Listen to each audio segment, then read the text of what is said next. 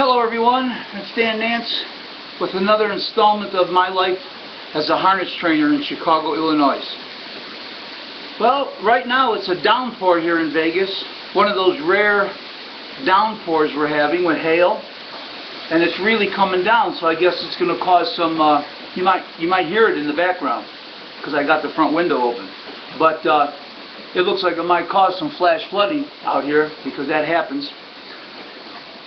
I guess that whatever that was, that hurricane out on the Pacific Ocean moved to the west coast, so we're going to have that. We're going to get some rain today and tomorrow, but then it's going to go back to the normal sunshine and blue skies.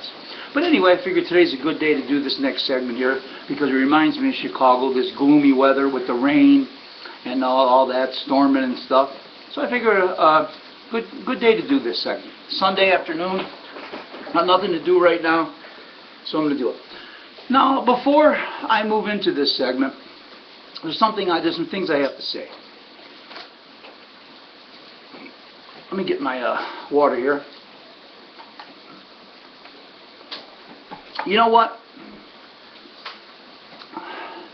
I get a lot of phone calls, text messages, private messages, emails, always telling me this and that and the other thing. You know, stuff that I really don't care to hear about.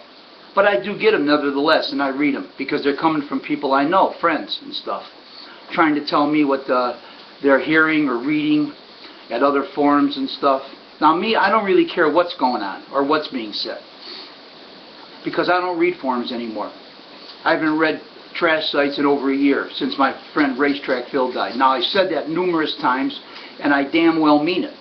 So I don't log on to none of those forums. I really don't care what they're saying and what they're posting because it's just a bunch of lies and nonsense and slander and libel and all that. You know, and I'm not about to look there and upset myself anymore, you know, or worry about that. And I'm surely not going to go after anybody and try to sue them and spend a bunch of money on useless crap and try to sue a bunch of lowlifes and basement dwellers and evil people that want to go on harness forums or want to own harness forums. Just tear down everybody they can tear down, talk about everybody they can talk about, put the business down as much as they can, you know, and stuff like that, because that's the kind of people they are. They're rotten, evil, no good people. And when I was on those forums, you know, like I should have never gone in the first place, like I mentioned, yeah, like I said before, I got sucked right in, and then I had to defend myself against all these lies and comments and things about my family. And then I turned around and I became a person that I wasn't never like. Okay, and that's sad because I was never like that. Okay, and but you know when you have to start defending yourself and everything, things come out of your mouth that normally wouldn't come out of your mouth. But that's in the past and that's done and over with, and I really don't care about it anymore.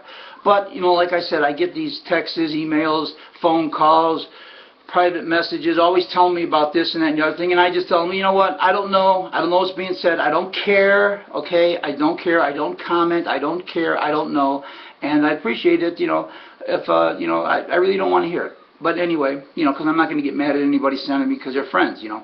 But they're just trying to be helpful and telling me things that are going on. Now, what that has to do in reference to these videos is this. You know, I'm being told that wherever it's at, and I'm sure it's on trash sites and stuff, that, you know, people are not using my videos the way I want them to be used. Okay, I guess they're taking them or something, and then they're twisting words and twisting comments and throwing in comments, and they're giving everybody a bunch of garbage to talk about. Okay, well, you know what? If that's how they're going to be, and that's what they want to do, and they want to twist and turn and lie about things, then go right ahead. I really don't care because I don't read it and it doesn't bother me. All right, so. I wanted to just, you know, bring that to everyone's attention that you know, I'm doing these videos to try to enlighten people, to try to enlighten the public and harness racing people what it's like to be a harness racing trainer, especially in Chicago. I'm sure it goes on everywhere else, but you know, I raced in Chicago. That's where I was born and raised, and that's where I raced horses. Okay, so I want to talk about, and I have a right to talk about my past career in harness racing and my career, what I went through. And good or bad, funny, there's funny things, funny situations I like to share with people, and then there's serious shit too, okay, that goes on. So that was my intention to making these videos. And it wasn't my intention to make these videos to talk about anybody else or anybody else's situations, and I'm not going to do it, okay? I had to think long and hard now how I was going to make this video concerning what I went through with the Endorphin, the M99 situation in Chicago there back in '84, and all started in '84. So I had to think long and hard about how I'm going to present this. And what I want to present everyone is my side, what I went through personally, and only me. Nothing to do with anybody else and anything that, and I'm not going to mention names, and I'm not going to mention anything. Or I'm not going to get into the real detail and talk about what led up to my situation. Okay, and then what I had to go through later on. I was gonna go back, because there was really nothing wrong with what I was gonna say. I was gonna lead up to the situations and certain things like that, how this all came about. But I don't think I need to go into that. And I'm not going to go into that, and I'm not going to mention any other person or anybody else. I'm going to talk about my situation and what I went through from the end of 1984 up until 1989. Okay, and it all involves me and only me. So if anybody wants to go out there now and twist words around and say things that aren't true and make comments and that, well, there's nothing I can do about it. But what I do is I speak the truth, okay? I speak the truth, and I'm going to tell you the truth about what I went through and the nonsense and all that kind of stuff. So, let me start now. And let me just briefly kind of like, let me see, how can I say this? What led up to my situation, which started at the end of 1984, December of 1984. But I'll just say briefly, prior to that, all these so-called Endorphin M99 positives happened at the Hawthorne meet in 1984, January and February. Just there, and no other time. Okay, so from that period of time, those 2 months, which nothing happened those 2 months, nothing was ever said, I was never called in, I was never told I ever had a positive in January of 1984, where later on I will tell you what happened with that, with me, because allegedly I was told I had a positive on January 4th or 2nd or something like that with Gold Creek Pat in 1984 at Hawthorne. Okay, but at the whole meet, during the whole meet, while we raced, or I raced, whatever you want to say, we had nothing. We were never called in until during the meet, after the meet, all the way to the summer. Nothing. Why? There's positives there. Why? Why? Why was it? Why not inform people? Huh? What happened? They test everything. And they surely tested in the spring. They surely tested in the summertime at Sportsman's. But no, nothing. Okay, I'm just going to work up to my situation here. So that's kind of briefly what the deal was. It happened at Hawthorne. Winter meet, 1984. August 1984, that's when the situation arrived. Not with me. Not with me personally. Nothing with me. Okay, nothing. After that situation arrived in '84, right after we got back from Springfield, prior to that, my mother had won the Illinois State Lottery in June of 1984. So everything was going real good, real good. '84 was a wonderful year up until the middle of August. My mother wins the lottery for 2.1 million or something like that, I think it was, and 100,000 a year for 20 years, whatever. But anyway, that was all the more reason for people to get jealous of the name Nance. Anyway, that's how we felt about it anyway. And you know what? In the program in 1984, the Sportsman's Park program, the racetrack used to have an ad in there against the Illinois Lottery. That's right, against it. They had something. They said something like, "You are 100 times more likely to get struck by lightning than you are to win the Illinois State Lotto." So on the Saturday night that my mother won the lotto, and I found out about it because I had dropped my kids off at my mother's house so my wife and I could go to the track, and my dad was already there. Got to the track, told my dad what happened. You know, the word got around the racetrack like within 5 minutes that my mother won the lottery. Then this friend of ours, Mike Noyes, we call him Noyes because he talked real loud. He had a big, strong voice. Called him Mike Noyes. He went in the racing office. He sees Phil Langley. He said, "Hey, Phil, you know what? Mrs. Nance didn't get struck by lightning, but she did win the lottery." Oh, yeah.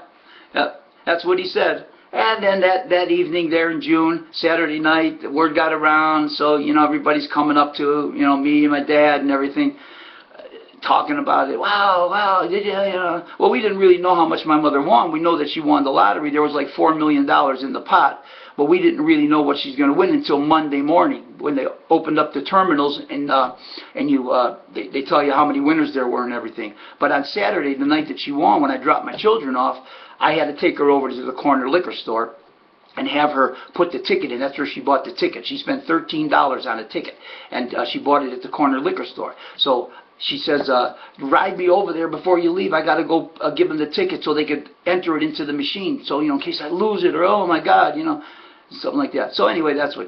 So Monday morning, 9 o'clock, we all went over to the liquor store, and they opened the machines up and up pumped the ticket. There were 2 winners. My mother was one of them, so $2 million. Okay. So anyway, that happened in June. Everything was going great. Had a barn full of great horses, 2-year-olds, He'll Be Frisky, and other horses, Sparkling Grace, Granville Whitey, Roretta, had 2-year-olds, had a barn full of nice claimers, had about 30 head. Had about 30 head by the end of July. Okay, and I go to Springfield, or beginning of August, win down there, all the 2-year-olds win down there, come back, and getting ready to finish out the meet at Sportsman's and whatever, and it was going great until the middle of August, and the incident took place, not with me, nothing to do with me, okay, and after that, I had to go on, after August 15th till the end of the year, I had to go on and train the entire barn of horses myself, and that's just what I did. I went on, I finished second in the orange and blue about a week later, finished third in the elimination, then I got beat a nose in the orange and blue with He'll Be Frisky in '84. Ronnie Marsh had to lead the whole race around. I wanted to win so bad after what just happened about a week or 2 earlier, you know, and to show everybody. But Ronnie went to the top with the horse, and he was out in front the whole mile. He had like a 3-length lead at the 8th pole at Sportsman's, and here comes Freddie Finn Jr. flying with skipper strike way on the outside of the track. I see him flying. I'm standing underneath the TV in the paddock. You know, come on, Frisky, come on. You know how it is, going for 300,000 back then. But anyway, I see skipper strike flying, but I don't think he's going to catch him. He's just Frisky's got too big of a lead. You know, yes, Frisky's starting to quit. He's starting to get tired. Here comes Freddie Finn flying. Yeah, they hit the wire. It's too close to call. I mean, it's just too close to call. I mean, and I can call photos. Let me tell you something. But it was tight. I mean, it was a 10-minute photo, okay? 10-minute photo. Freddie Finn beats us by a hair, lip, nose, whatever you want to call it. But it was a 10-minute photo. So we finished. You know, I finished second in the orange and blue. Now, you know, I had Desires who owned the horse. You know, they're coming up to me after the race, and you know, talking about it even 2 weeks later. Do you think they tampered with the photo, Dan, because of what's going on?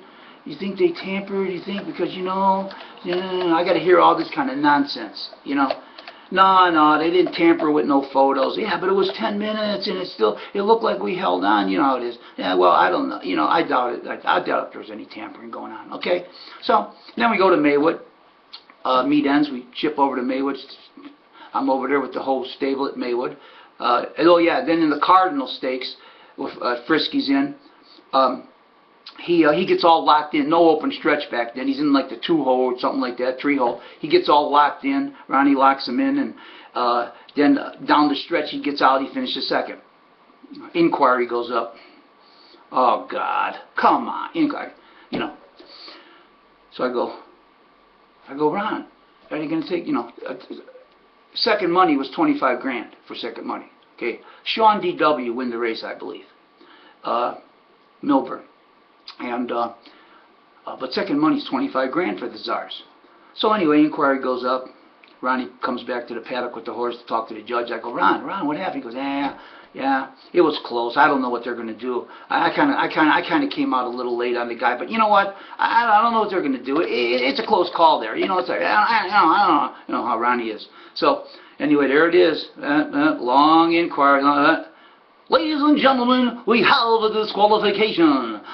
Number 3, He'll Be Frisky, has been disqualified and placed 4th for interference to, I think it was one of Laverne's horses, to tell you the truth, one of Laverne's 2-year-olds. Anyway, so we get taken down. Now I got to hear it again by the Czars. Oh my God, Dan, that's a bitter pill to swallow. Do you think he impeded him? It didn't look that bad. Do you think they're just messing with the barn because of what happened? Oh, it's fortunate. Oh my God, got to hear all that crap. Okay, now let me, like I said, this is the stuff that I'm going through. Me alone, okay? Doesn't concern nothing else. This is me talking my life, my career, and when I was doing all the training, okay? There you go. All right. So I had to hear that from the Czars now, because, what else are they going to think? They're thinking, all this stuff happened, and everything back in August there at Sportsman's, and, now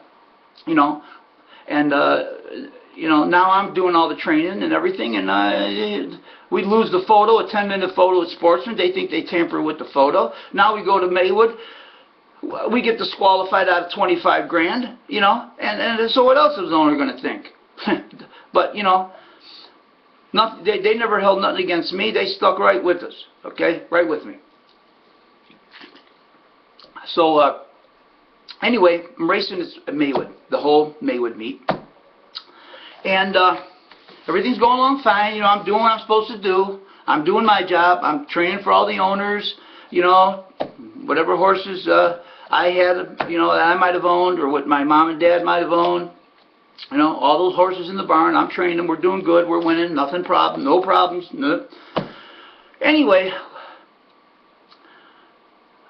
we move into December, right after Christmas. I think it was a few days after Christmas. We're getting ready to go to Hawthorne. Okay, now, from this point on until 89 is when all this stuff gets a little interesting and a little like you got to think about. You got to think, because I've been thinking, even though it's a long time ago and I'm still talking about it and hashing it out, let me tell you something. It's part of my life, all right? It's my life. And it's the past. And you can't erase the past. And you can't help thinking about the past. All right? And it's on my mind 30 years later. I'm still thinking about this. And can remember everything like it was yesterday. All right? So it's December. Little couple days after Christmas. We're getting ready to go to Hawthorne. One day, I'm on the backside of Maywood. One night there, December 28th, 29th, somewhere in there. All of a sudden, Dan Nance called the stewards. Dan Nance called the stewards. I hear it over the PA back there. I go, what? Now what? So I get on the phone. I call the stewards. Yeah, Dan, we need you up here tomorrow night. What for? You just be up here tomorrow night at 6 o'clock. No way, I take that back. They didn't tell me to be up there tomorrow. It was early. They had just gotten to the track, the stewards. That's right. It was like 6 o'clock they come in. Might have been 6:30, somewhere in there. So they were still there. They paged me to come up to the steward's office. So I go up there, and I walk in. I go, yeah, what's going on? What's up? They go, well, Dan, I think it was Milburn, or I know Milburn and Schmidt were there, Deglamine, whoever else.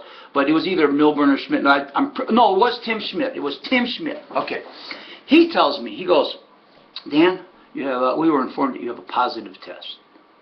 And I go, oh, come on, Timmy. Come on, Tim. This is ridiculous. Now what? What is this about now? All the other crap that happened at Sportsman. Now what? And I'm kind of getting all upset and everything. I didn't do a thing. What are you talking? I didn't give no. So This is his exact words to me. I swear on the Bible, okay? This is what Tim Schmidt, state steward, you know, the Tim Schmidt that's down there in Hoosier Park, you know, the hard-ass guy down there in Hoosier, state steward. He looks at me after I'm ranting and raving, come on already with all this nonsense. He looks at me and he says, now Dan, settle down, Dan. You work along with us and we'll work along with you. What? I look at him, I go, what are you talking about, Tim? He goes again, you work along with us and we'll work along with you. We're going to have a hearing for you. We're getting ready to go to Hawthorne in a week. First week we're there, we're going to have a hearing. So you come in to the hearing, you know, and, you know, say what you got to say, you know, and all this kind of stuff, and we'll see where it goes. That's what he says to me. I'm thinking like, well, what does this guy mean? You work along with us, we'll work along with you. Come on, when does a steward ever say that to a horse trainer? Unless there's some shit going on. Some shit going on, that's right. And that's just exactly what it was, some shit going on. So anyway, I tell him, yeah, all right, I'll be there, tell me what day. So, you know, I leave. Now I'm all steaming, I'm hot. I'll just say this real quick. I leave the steward's office, I go across the street by the public phones there by the stable gate at Maywood. I pick up the phone, I make a call to somebody. You know, because I'm steaming. Hey, listen, I got a positive. They're telling me I got a positive test. Oh, yeah, I got to back up. The positive was 11 months earlier, almost going on 12 months when January comes, on Gold Creek Pat at Hawthorne. They wait 11 months to call me in for a positive? When you know they tested every horse in the barn from January through the end of the year? They're going to wait 11 months to call me in. Oh, yeah, sure they are. Yeah, for some kind of reason they are. You don't wait 11 months to call somebody and tell me they got a positive test. And besides that, I won like 3 or 4 races with Gold Creek Pat. Where's the positive on the other horses if something was going on? You goofs. They know it. They know nothing. Personally, I don't believe I ever had a positive on Gold Creek Pat. Okay, that's my feelings. That's what I believe. Okay, what Tim Schmidt said to me in that racing office, okay, and them waiting all this time because there was other shit going on that they were investigating. I think, in my personal opinion is, and I'll get more into that why as I speak, they told me I had a positive because they think I knew something. That's why he says to me, you work along with us, I'll work along with you. They think I knew something. So they figured we're gonna suck Dan right in because we know he's a family man and he's got kids and all this and there's no way we'll suck him in, we'll scare the shit out of him, all right? We'll tell him he's got a positive, okay? And then we'll get him in here and then knowing him, we'll see what he's got to say. Yeah, that's exactly what I believe, okay? I even went down the Illinois Racing Board after that. And I picked up a copy of the rules and regulations, the bylaws of the Illinois Racing Board.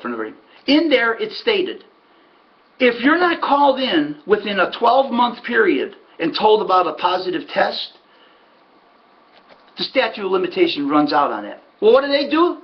Yeah, they called me in. It was like 1 week until 12 months. That's another thing. Well, we better get him in here because, we can't tell him he's got a positive, a fake positive or whatever, if we don't get him in here. We can't wait till Hawthorne starts because it's going to be a year. Yeah, I remember going down there and getting that and reading it to my wife and that. Yeah.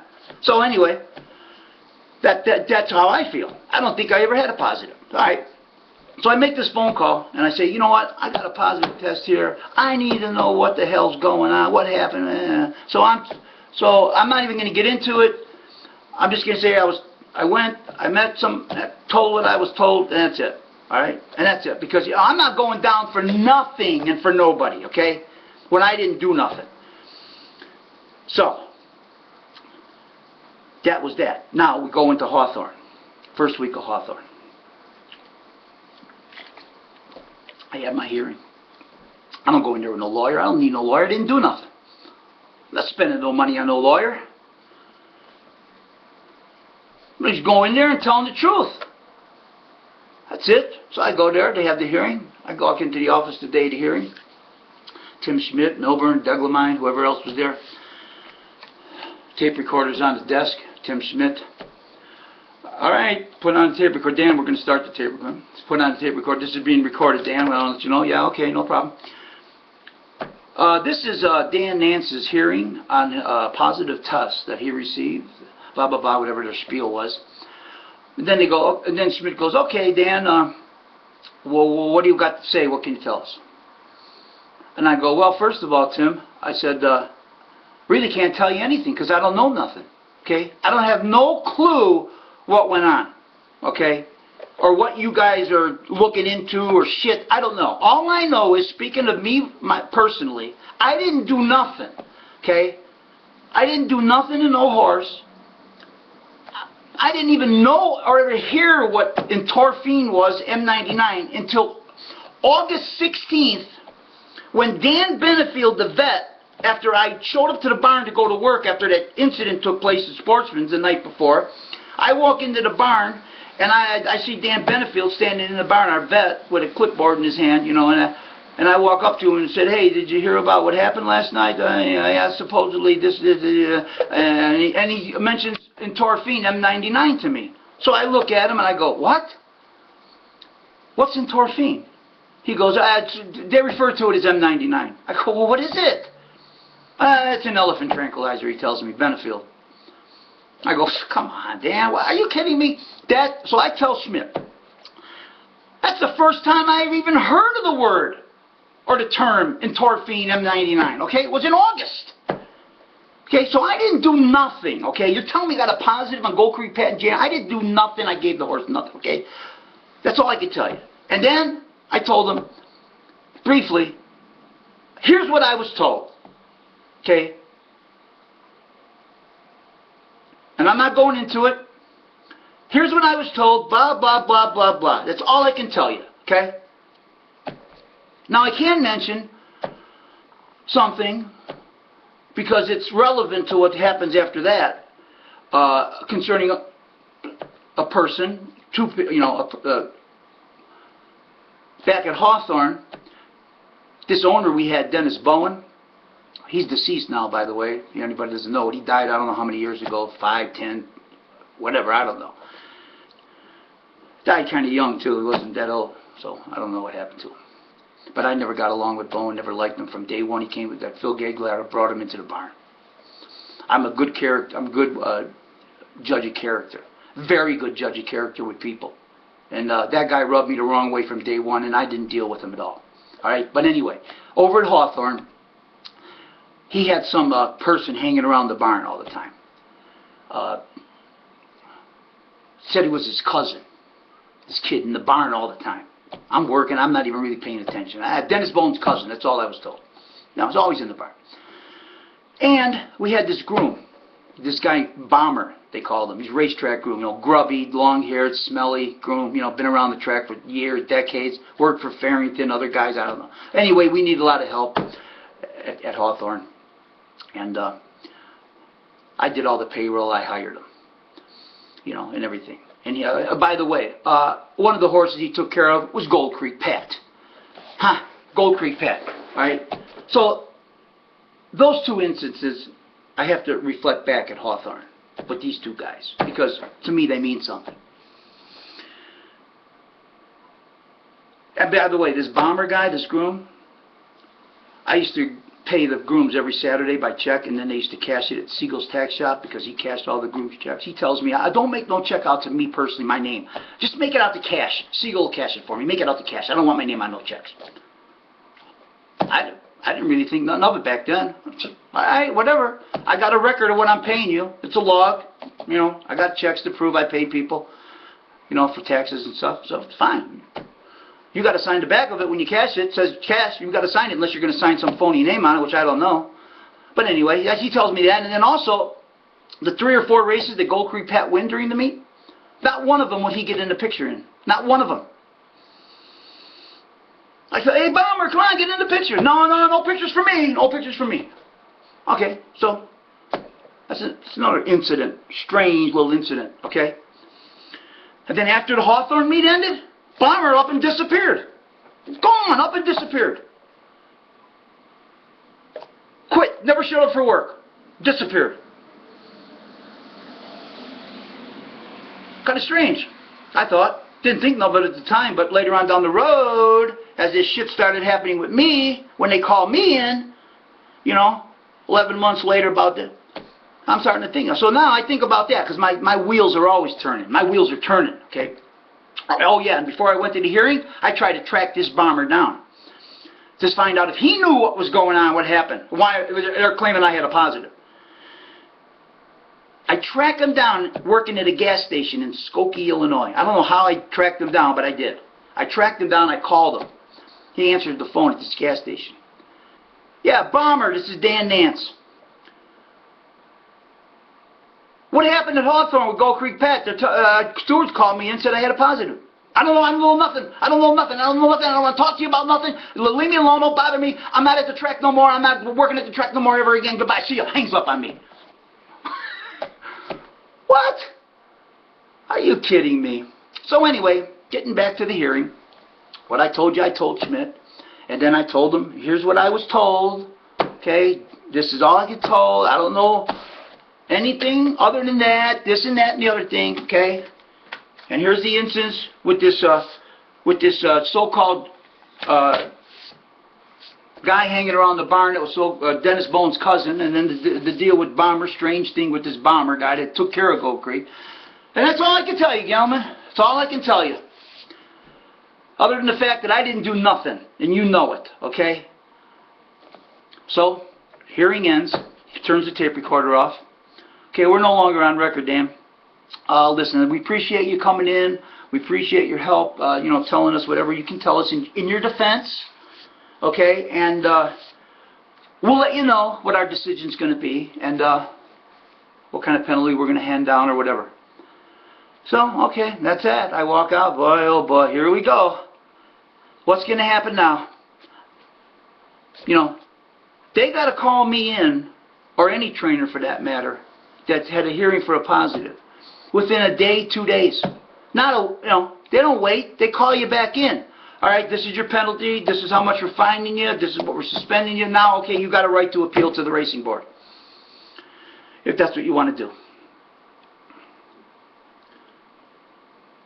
So, now I go home, talking to my wife. Oh my God, what's going to happen? Got all these horses, don't know what to do, blah, blah, blah.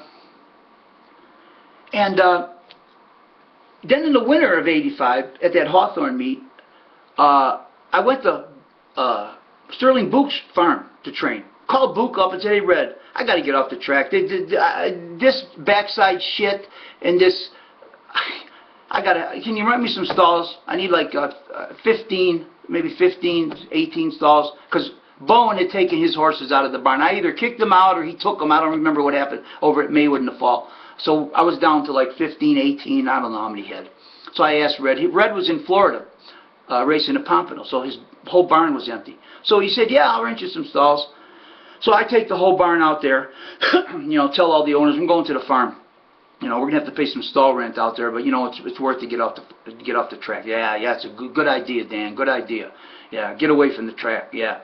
So we're out there at Red Books, or I'm out there at Red Books, I should say, training. And now I'm waiting. Day goes by, they don't call me back in, tell me what my penalty is for trainer responsibility, right? 2 days goes by, 3 days goes by, a week goes by. They're not calling me back in. Oh, what's going on here? They're not calling me back in. I got a trainer responsibility to suspend me. They're telling me I had a positive for endorphin. A controlled substance. They're not calling me back in. So a week goes by, more than a week goes by. Now I'm wondering, now I got all these horses to train, at the Hawthorne meet. I got obligations. I got to make a living. So now I say to myself, you know what? I just got to put this shit out of my head. whatever happens, happens. Go about my business, do my work, and then, you know, whatever's going to happen is going to happen whenever they decide to call me in. So, the next event that happens is this. I'm down in the racing office one evening at Hawthorne there. I'm looking at the board where they hang the draw sheet to see my horses got in or not. And I'm standing there looking up at the board, looking for my horses. All of a sudden I get a tap on the shoulder. I turn around, some guy standing there in a suit, tie, all dressed up. He pulls out, Dan, IBI, Illinois Bureau of Investigation. Oh, yeah, what's up? He goes, Dan, he reaches into the lapel of his sport coat. He pulls out a picture of a mugshot, and he looks at me and goes, Dan, take a look at this picture. Is this the guy you said was hanging around your barn that was supposedly Dennis Bone's cousin? I look at it like I'm in shock now. Mugshot of this guy. I go, yeah, that's the guy. Thank you, Dan. Says that to me. Thank you, Dan. Puts the thing back in his suit and walks away. Now I'm thinking, oh my God, what is going on here? What are these people investigating? What is going on? Oh, why did I get sucked into this shit? Now I know why they're calling me in. And you work along with us, we'll work along with you. I don't know what the fucking guy's doing in the barn. I don't know nothing about the guy. All I know is I observed him in my stable. Walking around every day, up and down. Taking horses out to this vet to be worked on. For one of the owners that didn't want Benefield and Bentley working on his horses. You know, I'm working. I don't pay attention to that. But I saw it. So, it was strange at the Hawthorne meet. So, and now this guy's coming up to me with a mugshot of this guy. I'm like, oh my God, what's this shit now? What is going on? So, now I'm wondering, oh shit. So, I go about my business. Continue to train. Another week goes by, 2 weeks. You know. They don't call me in. They don't call me in to suspend me. Awful strange, huh? What do you think? Awful strange, don't you think? Huh? Is that the way they operate down there at the Illinois Racing Board and the stewards and the racetracks? Huh? They bring somebody in and tell them they got a phony positive, thinking they got information to help them along with some investigation? Huh? Is that what he hoping? You motherfuckers? I'm hot. Let me tell you something. I'm hot. 30 years later, I'm still fucking hot about this shit. Okay? Because I had to be put through this shit, and so did my wife and kids. Alright? So I'm hot about it. So I get a little fired up now and then. So, you know, if I swear or something, excuse me, but if you're offended, but I'm sorry. I'm fucking hot. Anyway, they don't call me in. The whole meet ends. The whole Hawthorne meet ends. They don't call me in. We're going to Maywood now. We ship over to Maywood for the spring meet. Race there, win, nothing there, winning, claiming, like always. Like always. Not a problem. They're not calling in. They don't call me in the whole meet at Maywood either. Say, Dan, we're going to suspend you for that positive you had. Huh. I shut my mouth, go about my business. I don't say nothing to nothing. How come? They don't want to call me in? They must know. They must know it's a bogus shit here. Alright? But, you know, now remember, this is the spring of '85 we're into now. I hope you guys are jotting down these sequence of events from December until I'm up to spring of '85 Maywood. You know, jot them down and think about it good. And don't be twisting and turning my fucking words, okay? Or making up stories, you know. Alright? I guess you'll probably do it anyway, but go ahead. But think long and hard what I'm saying. And what the truth is. So, race the whole Maywood meet, nothing. Go to Sportsman's opens up. Middle of May, 1985. Go there. Racing. I'm racing, no problem. Still at Book's. And we're in the process of buying Book's farm now, okay? We're trying to buy, my parents, are, you know, we're trying to buy the farm. And he wanted $420,000 for it or something like that, $450. So banks come out, you know, my mom's going to buy the farm. My dad, you know, take some of the lottery money, put 10% down, finance it, whatever. So it was a nice barn. You know, Book's Farm had a nice barn, a nice little tack room in the barn. One of the best farm tracks out in Illinois, half-mile track. I trained horses in '59 over there, Surrender, over that farm track. Back then, in '85, that was a big mile, training mile. Okay, so anyway, we're gonna buy Book's Farm. Banks come out to appraise it and this and that. They come back and say it's not worth what he's asking. The house, the structures, all he's got is a barn, a couple other sheds that he stores hay in, and he's got the house, the farmhouse, 150-year-old farmhouse. The land is not worth the money. It's like at that time in Plainfield, it's $5,000 an acre. So he's asking too much. We can't finance it. Even with 10% down, it's not worth it. So there you go. Can't buy Book's Farm. But we're there. I'm still there training. Book hasn't. He didn't come back from. I don't think he came back from Pompano yet. But we're still. I'm still there training. In '85, Sportsman's Park. Oh, let me back up a little because I forgot about a little incident. Terry Bowers, sports writer. You guys might know him. He's on radio out there in Chicago. I knew him pretty well. Got to know him pretty well. And later on I got to know him. At first I didn't know him too well, but I had some communication with him. I don't even know how it happened. But anyway, I'm going to back up to when I was in the wintertime at Book's, a few months prior, after my hearing and after all that shit. They're not calling me in for 2 months. I don't know if he called me, or I don't even know how he made contact, but I remember talking to him in the tack room in the barn at Book's Farm. And he's asking me about this whole situation with this M99 shit and all that. So I'm telling him, yeah, they called me in, they claim I had a positive on a horse, you know, and all this and that, and you know, this is going on, but you know what, I had my hearing, told them I didn't do nothing, whatever, you know, and then they never called me in. They never called me in to suspend me, Terry. You know, you hear all kind of shit around the track, Terry. You know, back in '83, certain trainers, I won't even mention their name, but certain trainer had 52 cloudy tests that they didn't know what they were looking for. So they were cloudy and couldn't do nothing. To the Hall of Famer, okay? That's the truth, too. That's what was going around the track. But I told Terry, he says, you know, other guys, you know, you hear this shit about something, you know, but everything. He goes, well, Terry says to me, do you want me to do a little article on you in the newspaper, in Sun Times? So I said to him at that time, I go, no, Terry, I don't want no articles. You know, leave well enough alone, okay? They're not calling me back in, right? They're not suspending me. I don't know what they're doing. I don't want to rattle no cages, do nothing, defend myself. I don't need to, okay? I told the stewards, you know, I didn't do nothing. Let them do what they're doing. Why they called me in? And I told her, I don't even think I had a positive, to tell you the truth. And I told them about the shit, that, you know, what was going on, what Tim Smith said to me. All the, you know, but don't write any articles. Leave well enough alone. He goes, okay, Dan, if you ever need anything, give me a call. So I wanted to back up because I left that little incident out. So anyway, moving on to June 1985. One night at Sportsman's Park, Tony Silvaro comes up to me and says, hey, Dan, can I put you on the radio tonight and do an interview with you for my WYEN radio show? You know, my results show? I go, yeah, Tony, no problem. You can interview me. So he takes me up to the driver's room, Sportsman's.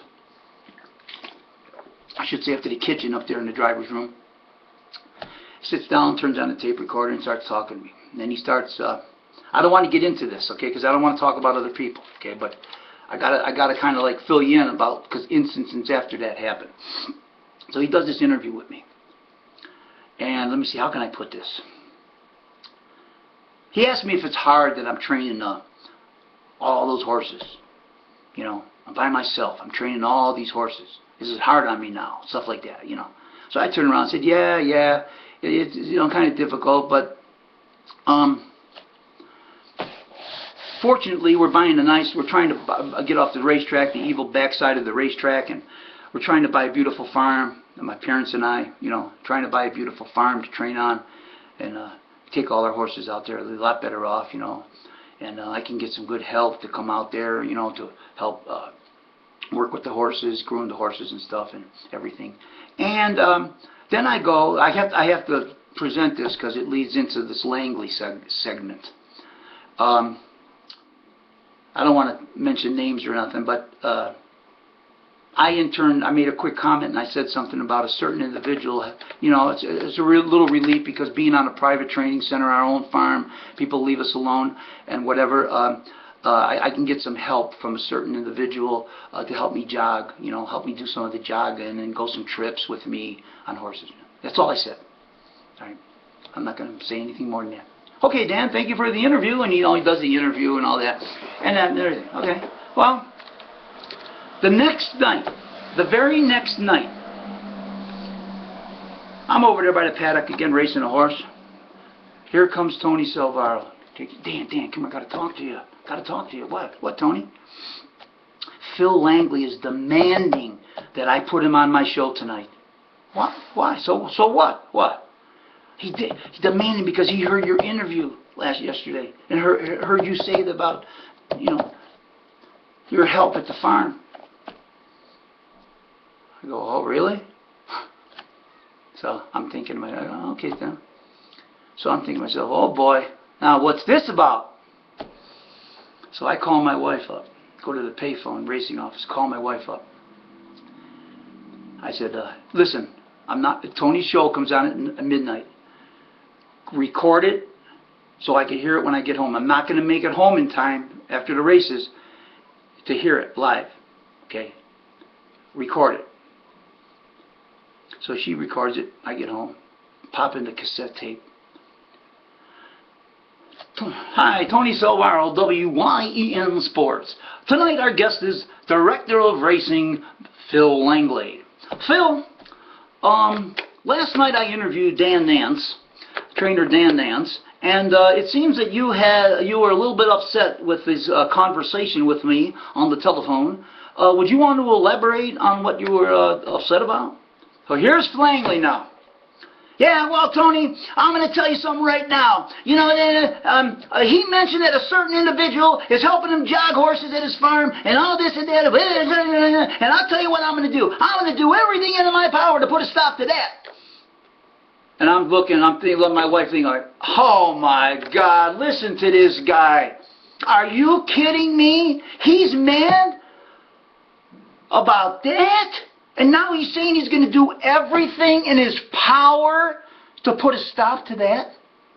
Put a stop to my private training center? Private property that nobody could step foot on? Okay? Because that's how it was back then. And I didn't do nothing wrong in the first place, Phil Langley. Okay? Nothing wrong. Nothing going on, nothing wrong. A little help, a little jogging, a little tripping, a little training, going trips. You damn it. You want to get on Tony Salvaro's radio show and start ranting that you're going to put a stop to this? And you're going to do everything in your power? And we know what kind of power you got, Phil. We know what kind of power you got. Oh, yeah, we all know that, right? All right, so he does the radio show. I'm thinking, oh, my. So, well, what can I do? Didn't do nothing wrong. What could I do? Very next night, after Langley's ranting about he's going to do everything in his power to put a stop to it,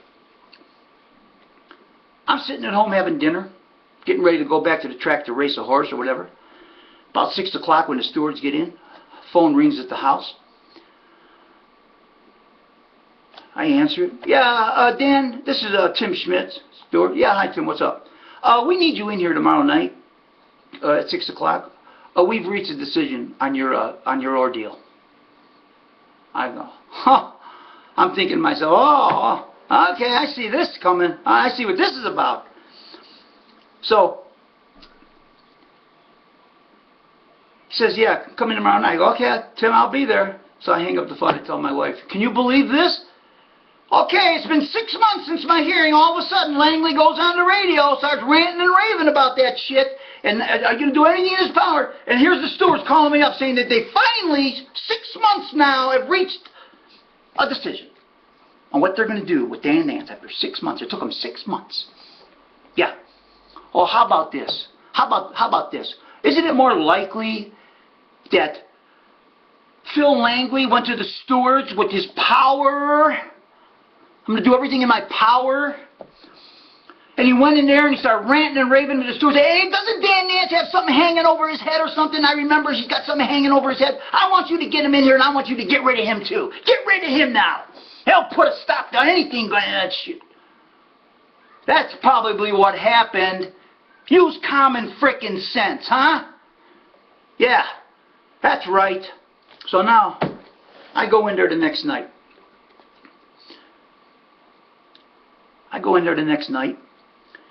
And walk in the steward's office. Schmidt, Milburn, Teglemine, sitting in the steward's office at Sportsman's Park. They said, Tim says, all right, Dan, we've reached a decision on your ordeal and everything. He goes, we're going to suspend you 1 year. Oh, I flipped out. I flipped out right in the office. I said, 1 year? You're going to ruin my career 1 year? I'm going to lose everything. Horses, everything. Huh? Owners, horses. I can't race my horses, but I own. You're going to give me a year? You'll call me in December? What the shit? You work along with me, I work along with you. What did that mean, Timmy? Huh? What is it? You thought I knew something that I didn't know, so you sucked me in? I tell them like this. You sucked me in? Okay? Give me some kind of, tell me I got a phony positive. You guys wait 11 months to tell me about bullcrap. And then you don't call me in for 6 months? I know what this is all about. Come on. You don't call me in for 6 months. You're not doing nothing to me. All right? And then all of a sudden, Phil Langley's on the radio last night ranting and raving, and now you guys call me going to suspend me for a year. Yeah, well, you know what? I'm not taking it, I told him. I'm not taking this. I'm going to do something about it. You know, well, now, Dan, Phil Milburn opens up. Dan, you better settle down now. Settle down, Dan. I go, no, Phil, I'm not settling nothing down, okay? Get on that phone right there, call my wife and kids up, and tell them that I can't make a living for something that I didn't do. And I had no involvement with, okay? Okay? And because you guys want to maybe get rid of the whole Nance name. That's what I told Milburn. I'm not settling down nothing. I'm hot. I'm mad. 1 year suspension. I don't give a shit trainer responsibility. I could have been put in the trunk for all I know. Okay? Even though I didn't tell you nothing, because I didn't know nothing, except what I was told, and that was shit, what I was told. Okay, but, you know, guys are, IBI guys shoving mugshots in my face of some guy that's supposedly Dennis Bones' cousin. I don't know who I'm fucking hanging around the bar dealing with. Could have been put in the trunk. You guys are going to suspend me a year. I'm going ranting off. Okay? So finally, you know, I said, they said, well, we'll give you a few days to get your everything organized, what you got to do, and, you know, get the horses out of your name, and, you know, anything you own out of your name, and, you know, if you got any horses stabled here at the track, you have to leave, and all that. I go, yeah, okay, well, okay, I'll see what I do. So I walk out of there, slam the door. I got like 2 days. Now I'm thinking, oh my God, what am I going to do now? What am I going to do now? Unbelievable.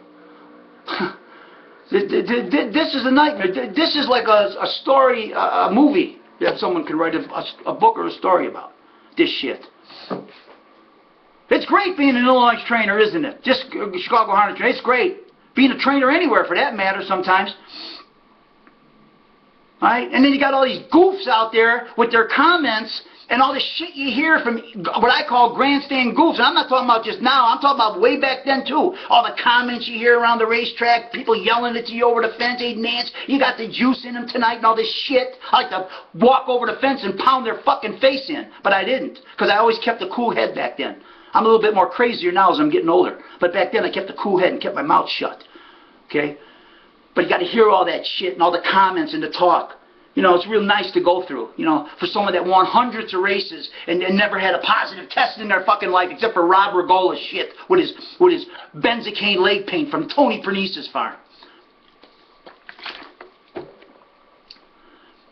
So anyway, I walk out of there, and what am I going to do now? Got 2 days, So I called up Lee Shalgos, attorney Lee Shalgos. I heard about him. He owned horses, broodmares. He used to breed broodmare. He's an attorney. He represented a couple guys at the track. I heard, you know, through the grapevine. I didn't know him. So I called up this Lee Shalgos, you know. And I said, hey, Lee, you know what? I just got called in by the stewards. They want to give me a year suspension for something I really didn't do. And all this shit went on in the past 6 months and all that. They don't call me. Yeah, I told him the whole spiel, the whole story. You know, what can you do for me? Anything? He goes, well, Dan, I could probably get you, a temporary restraining order. I go, yeah, what's that? Well, it's a 10-day restraining order. You can race until, and then we'll appeal. We'll appeal the steward's hearing to the racing board. It'll be good for 10 days, so you can race. And then once we file the appeal, they'll have to hear it within 30 days. I go, yeah. He goes, yeah, just bring me down $2,500, and I'll get the, So he goes. I go give him the $2,500. He goes in, gets a temporary restraining order for 10 days. So now I'm thinking, what's going to happen after 10 days? What good's 10 days? Right? What am I going to do after 10 days? So now my wheels are turning again. What can I do to defend myself? Or what can I do? So I think, hey, I remember talking to Terry Bowers earlier this year. I think I'm going to give Terry a call and tell him what happened now. And see if he wants to do that little bit of an article there. Okay?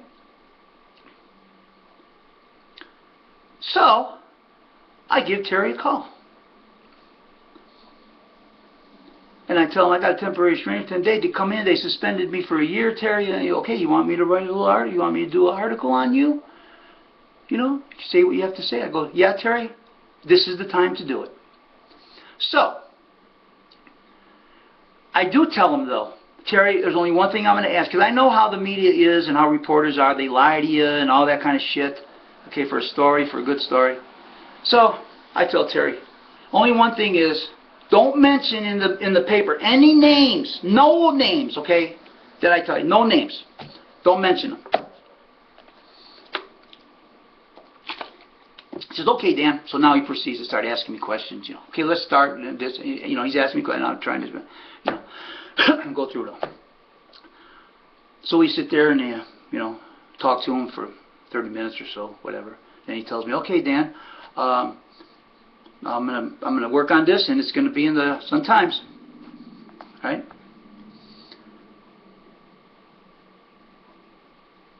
I'm gonna at this point in time right here, I'm going to shut this video off. It's been 57 minutes long already, and I'm gonna get into the last segment because it's gonna take maybe just as much time or maybe a little less. So I'm gonna shut this segment off. I'm gonna upload this video, and then I'm gonna pick up from where I left off with the Terry Bowers article. Okay? So I'm going to make that video right away. So this one will be uploaded, and then I'm going to start in on the other one. Be right back.